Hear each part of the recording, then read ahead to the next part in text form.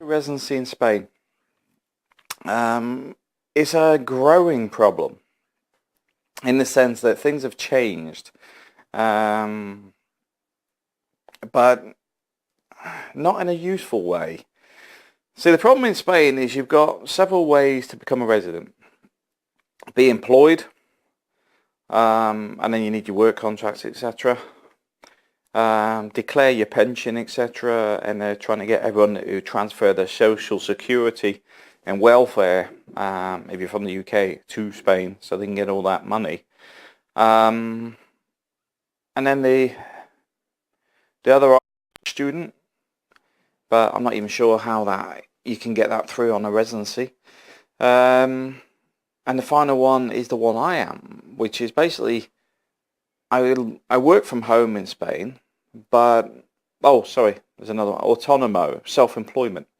And then there's what I am, which is basically I'm self-employed, but the UK companies do not recognise the autonomo system, which is a self-employment system.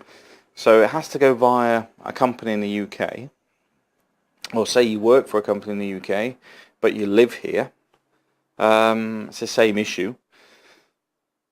They don't have something set up to deal with it because they don't sort of recognise you as living in Spain, even though I've been here since the 20th of November 2014. Well, for the last this year, I've been here physically. Prior to that, I was flying backwards and forwards, which is why they sort of say, well, you're still British, you can be half and half. But now I'm physically here. I don't need to go to the UK. The work's here. It comes via the internet. I'm working at home, etc. And the issue you've got is to accept that you are living here and you are working here, which they go, but you don't work here. Yes, but I physically do. Because the funny thing is, if they actually recognise it, there's money sat there, because the UK tax system will transfer my social security payments and my tax to Spain if Spain would actually recognise that I actually live. But it's not an easy feat. Basically, after 180 days, you're legally obliged to be a resident in Spain. But at the same time, they don't want you to be a resident because they don't recognise this in the system. Very, very strange. This is why I've applied for fiscal residency, which is a tax resident. And the tax residency, they rejected first time round. And now we're submitting my tenancy agreement, my bank statements, a proof of paying rent, electric, water, telephone, etc. to say, he is here, look, he lives here. And that should get the fiscal done.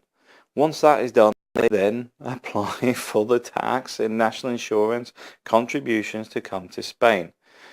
Once that's done and show that the social security is being paid and everything else, I can then apply for residency in Spain as a foreigner registered as a tenant.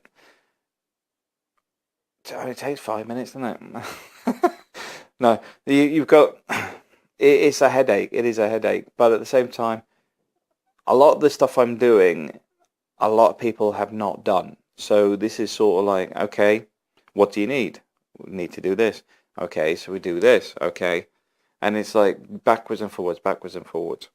But we're almost there, because as soon as this fiscal agreement is done, everything transfers from the UK.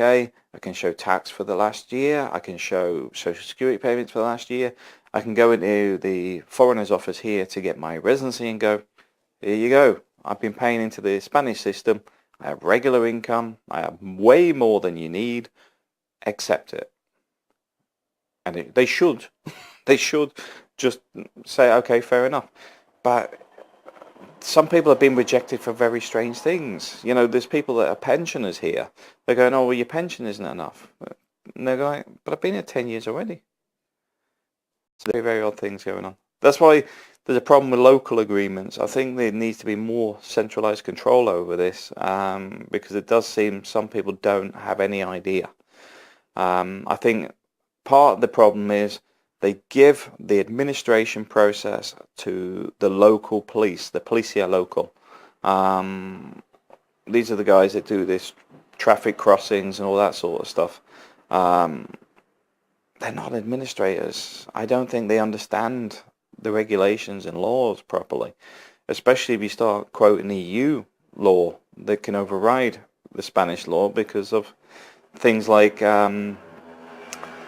people accompanying an EU citizen, etc. Anyway, thanks for watching. Just doing a bit of an update because that's we're just submitting for the fiscal now again. So that's involved getting bank statements signed by the bank, not just getting a copy of the bank statements, and keeping the tenancy agreement.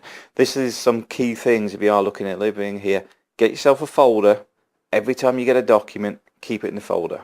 Whether it's your padron, which is your what do you call it? Your electoral roll, letter to say you're on an electoral roll.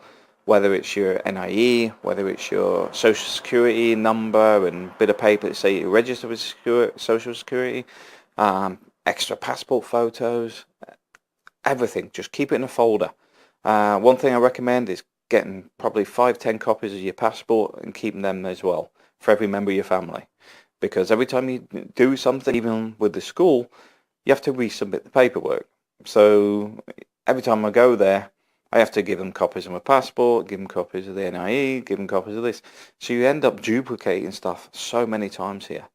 One of my best investments was buying a HP scanner printer, or 4-in-1, because it saves so much time. Because you can sit here, have a cup of tea while it's doing all the paperwork, and then just run it in.